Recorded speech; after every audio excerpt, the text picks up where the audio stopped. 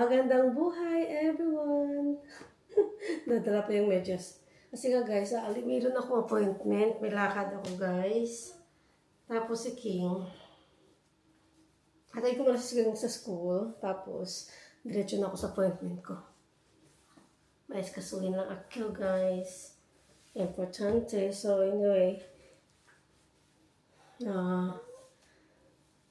oras di ko pa rin nabanggit guys. 3 hours per day na lang si King sa kanyang school. Yun pinapabaan namin kasi nga meron daw, si King daw hindi daw siya makakup sa sa mga routine. Hindi sa routine eh.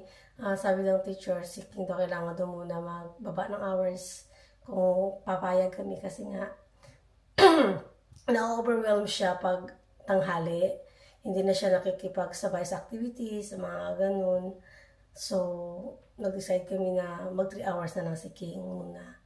Saka na siya siguro sa next term time. Mag-add kami ng oras. Sorry guys. So yun, nag-decide kami na okay, 3 hours lang per day. Para at least hindi din si King ba parang masobrahan sa expose doon sa school kasi siguro pagod yung bata, ganun. Kaya na-overwhelm siya. So, yeah, that's good for 3 hours kasi hindi na si King mag-lunch doon. Dito na siya mag-lunch. So, yung ipapadala natin, guys, is snack na lang ni King sa school. At least, di ba,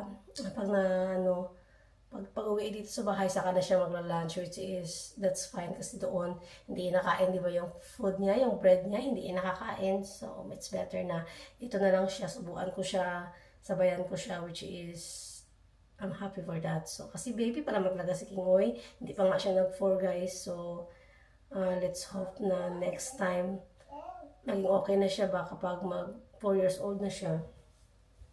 You okay, King? So, yeah.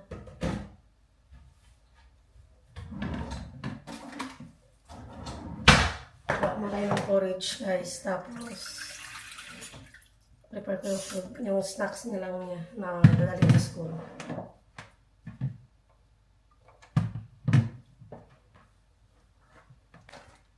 Nag-iisip ako kung nilugay ko lang yung buhok ko or tutali ko. Kasi umuulan sa labas, so maghuhod ako. Ano siya ba? Mahirapan ako may tali, mahirap magsuot nung sa buhok.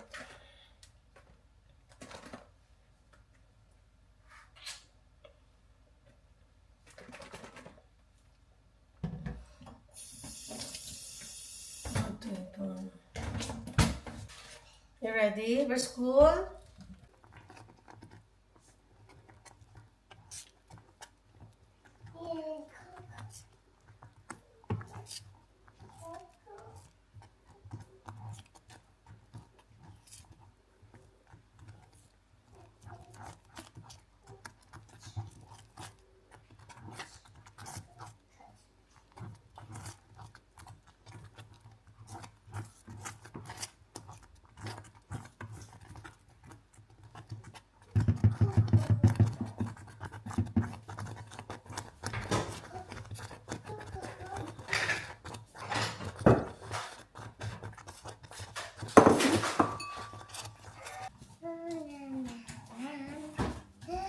Quick na! What you doing? You like it? See?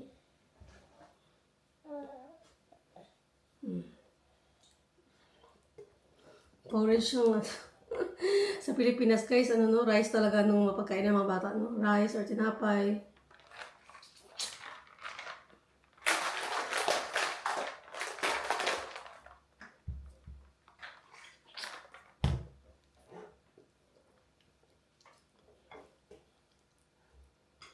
Dito porridge lang, porridge or toast na bread with butter and jam. Minsan tinapay din, and fruits. Itong porridge guys, nakakaabusog na talaga to sa mga bata. Kaya sinasanay ko si King na kumain siya ng talagang mga British food sa morning or sa lunch, mga ganun. Kasi gusto ko siya na pag lumaki siya guys, let's say sa school siya, no, hindi siya mamimili ba ng mga pagkain sa school kasi sa mga canteen is mostly kapag bibili ka na lang ba, magbabayad ka. British food talaga mostly, so walang rice. So kaya talagang gusto ko seeking ng British food ba, kaya minsan talaga yung mga pagkain ko na Filipino food. Yung mga adobo, gusto niya yun, mga adobo, pero hindi ko talaga in-introduce sa kanya na ng full time, like 100% na mag-British food ako, na mag-Filipino food ako dito sa bahay kasi nga si King din mahirapan mag-adjust sa school na naman niya kasi yung mga pagkain doon, mga British, ganun. So, takes time ko na lang na introduce sa kanya yung mga pagkain Pilipino. Pero kumakain siya guys ng mga adobo, mga ganun, pansit.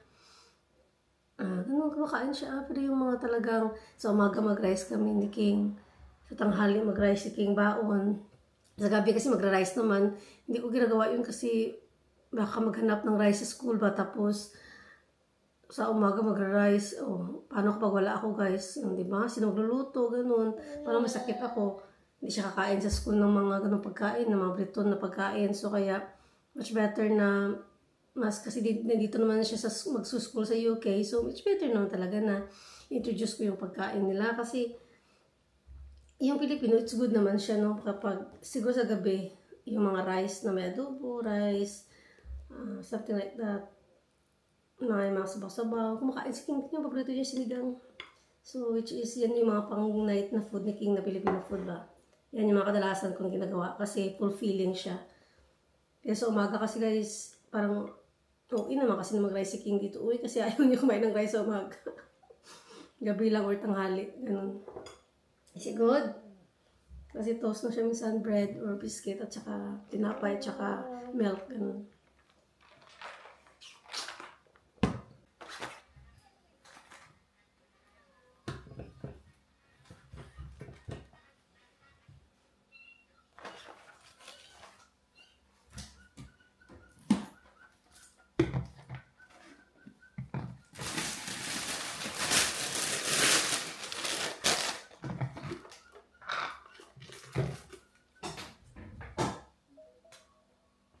Ayan.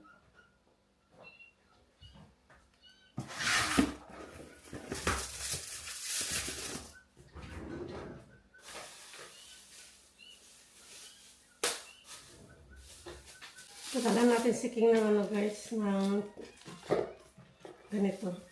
Paborito kasi niya to eh.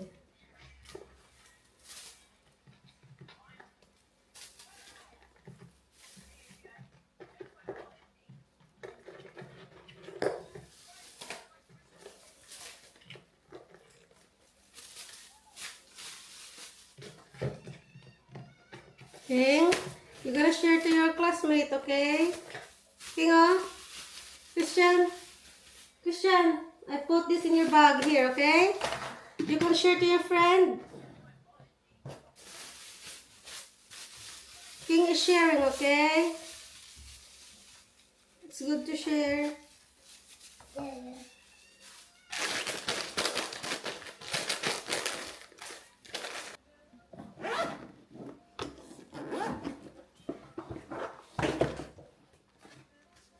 Binalik naman sa'yo to, King. Ano ba yan? Binalik naman yung assignment niya. Tapos ko na yun sa ano eh. O, di ba guys? O, nursery pa lang. May mga assignment na si King. Ako pa din mag-answer. Ako pa din mag-answer. Nursery pa lang yan. Mga ganito-ganito na assignment. So, lagyan natin ng pants si King dyan.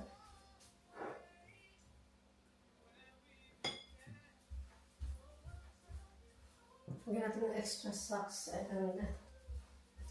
Kasi naglalagay talaga ako ng extra socks ni King at saka ng pants niya. In case lang nabasa yung bata ba. At least,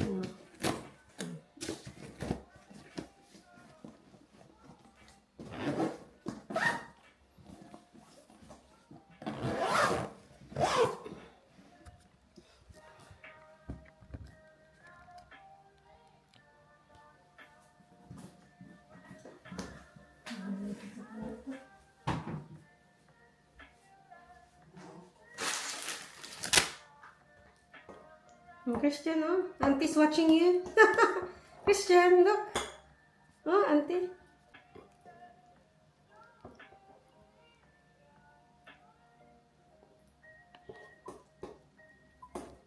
Saan mo ko mo? Sa kulay na.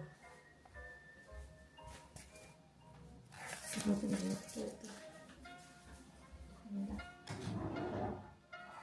Ano ko perakan? Sasakay ako ng dalawang bus.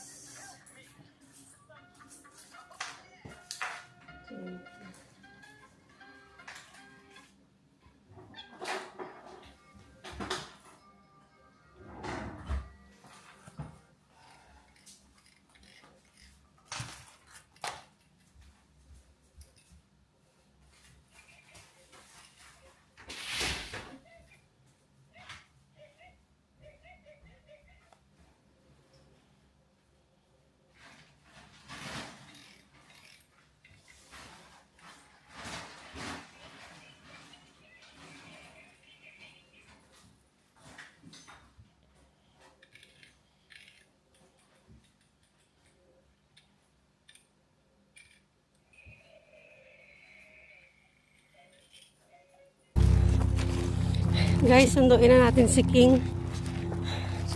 Parang malilate ako ng 1 minuto dito.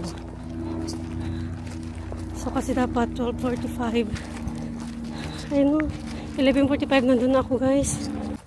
So dito na tayo dadaan. Mag-shortcut na lang tayo dito. Kasi nga, wala na. Talaga.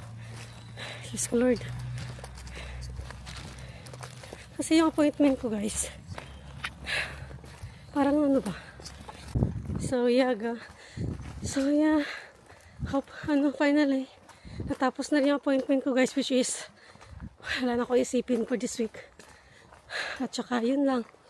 Mabilis lang naman siya, 1 hour lang, pero, yun nga kasi 3 hours lang yung school ni King. Kaya talaga, nagmamadali ako pa. At saka, alam naman nila na, may susunduin ako ng 11:45. Dito na tayo. Ay, na-reach na natin yung guys. Oh, tingnan nyo. Finally. Ayan. Medyo late nga lang tayo, pero at least, kahit 1 minute late, that's fine. Kasi nga na-delay nga yung bus. Diyos ko Lord. Mabuti lang dito na tayo eh.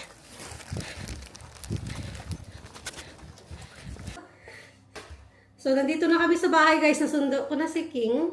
Tsaka, hindi kasi ako nagagahan kanina. Nag-ano lang ako, nag-shake. So, magkakape ako at saka suman. Tapos kay King is my inspirator. So, let's eat. Uy, nagutom talaga ako, King. It's hot this, uy. Suman, oh. Suman, guys.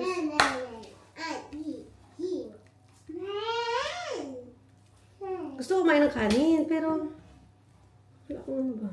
Ano?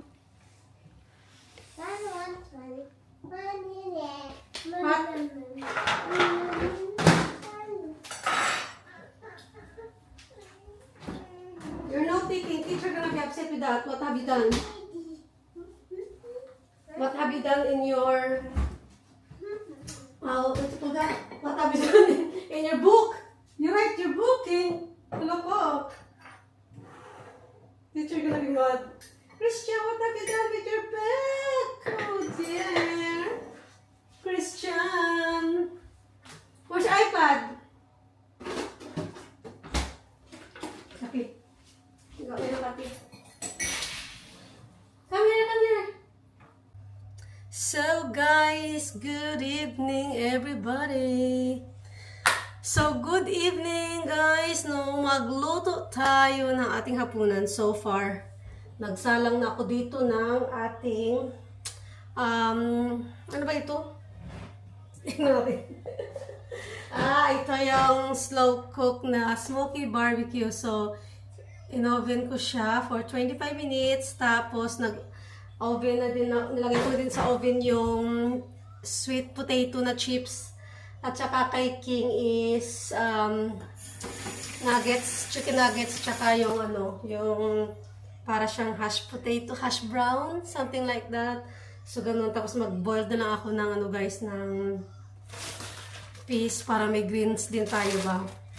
So, okay. Story time tayo, guys. Meron ako story time no, sa inyo. Kanina guys, nasakay ako ng bus kasi hindi na ako nakapag... So, story time tayo guys, no? Kanina habang sumasakay pala ako ng bus guys, nandun kasi ako sa pangalawa sa upuan sa harap. Tapos, meron doon na, ano ba, na mag-ina, nasa pram yung anak niya. Siguro mga 2 years old yung anak niya ba, nasa pram. So, pumasok siya doon sa bus, no, at saka pumunta sa driver, magbayad. Tapos, parang siguro inabot sila ng mga 2 minutes doon, nag-usap. Tapos, sabi niya, baba na lang daw siya kasi nga, the money is not enough. So, yung bus, guys, pag single day is siguro mga 250 something. Tapos pag sabihin mong all day journey ka na is 3.50. So kulang ata ng pera niya ng £1.50. So yung bumaba siya guys, sabi ko ako na lang magbayad kasi meron pa naman akong coin, siguro mga £2. Sabi ko ako na lang magbayad, sabi ko. Tapos sabi niya no, it's fine. Hindi talaga siya umakyat. So bumaba talaga siya. Kasi na-decline natin yung card niya, tapos ang cash niya is not enough, like 150. So yun nga, nag-offer ako guys, kasi meron pa naman akong bariya ba. Ayaw niya tanggapin, so sabi ng driver, it's okay, ayaw niya tanggapin, so that's fine. Siguro nahiya siya or whatsoever. Tapos guys, ito pa, may isa naman ganap doon sa bandang dulo naman sa ano namin. Siguro mga 4 na stop ba. Meron naman na ano na, saglit kaysa, parang ano na kasi ito. Ilagay ko lang itong kay King.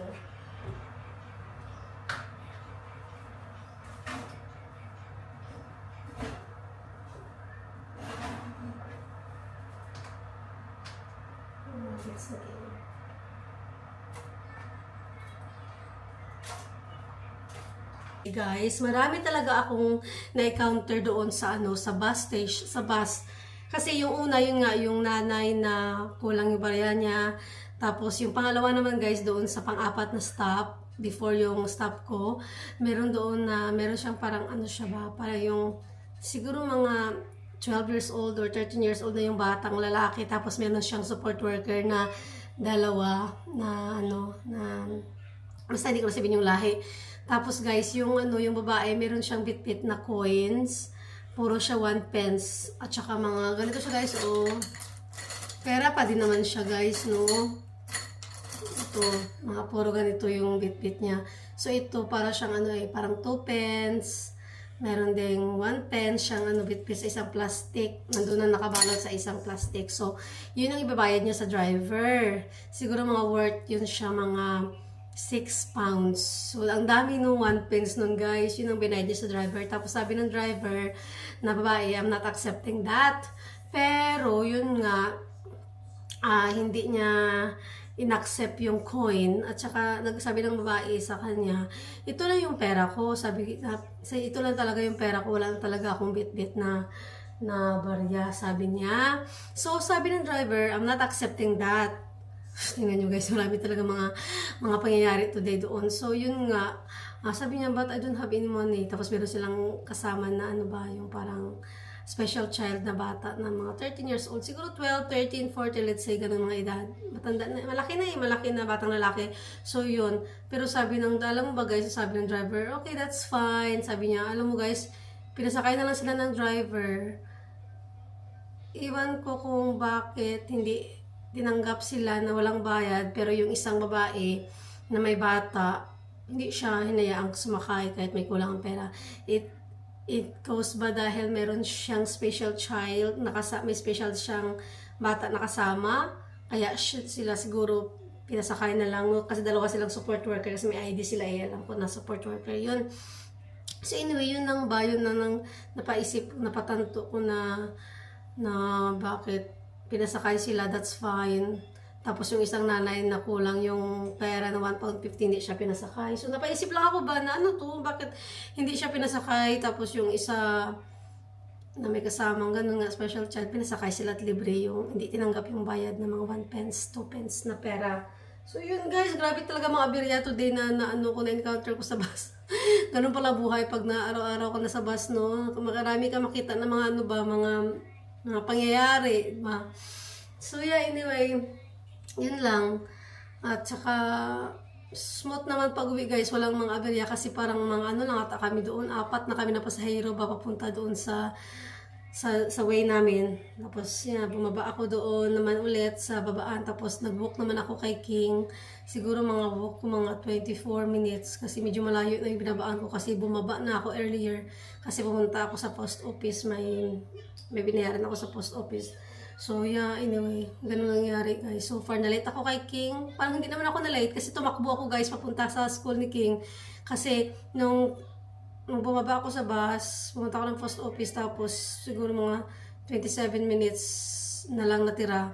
Tapos yung walking is 24 minutes. So, may 3 minutes ako na extra. Kaya tinakbo ko talaga, guys. Pagdating ko doon, hindi pa umabot ng 11:45. Talagang naka-extra pata ako ng minutes doon. So, ganun ang mga aberya ko for today. So, sobrang pagod ng katawan ko talaga, guys, no? Yun. Pero dito kasi sa UK, yun nga, sa UK, talagang ano lang ba, iwan ko lang ha kung mas mura ba yung ticket dito sa UK compare sa Pilipinas, no? Kasi dito sa UK, kapag dito sa amin ng Hana area, all day ka is 350, so mga 255 yan. All day mo na yun, mababiyahe dito sa part ng city namin. Pero kung sa Pilipinas, guys, magkano na ba yung ticket papasay? Magkano na kaya yung ticket from like Bikutan or Sukat going to Makati? Mga magkano, guys, yung mga ganun yung ticket sa Pilipinas, or sa Jensan going to Tacorong, or Davao to Tacorong, Cotabato, mga ganun. Mga magkano kaya, guys? Comment down below kayo, guys, kung may idea kayo magkano yung bus ticket nyo. Kasi sa amin kasi 350, ano na yun, all day mo na yun magagamit. Tapos kung one ride lang is 2 pounds 50 or something. So, doon ka na sa all day, no? Kung babalik ka naman pa uwi na magbabas. So, mga 255 yun siya, cost niya. Nato na yung guys, yung ribs. At saka yung mga chips natin. Ay! Guys, ribs. Tsaka yung chips.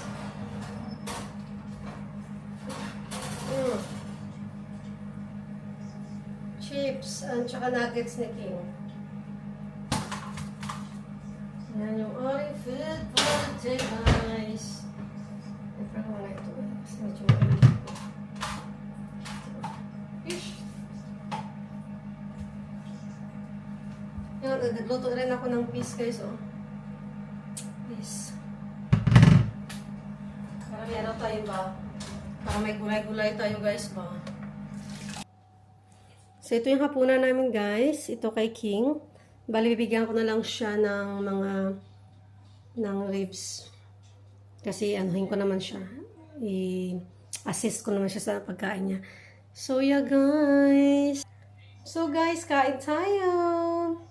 Gutom na talaga ako, guys. Pakainin ko na din si King ba? Kasi talagang gutom na din yun. So, guys, let's eat. King, I got the food now ready here. Where are you?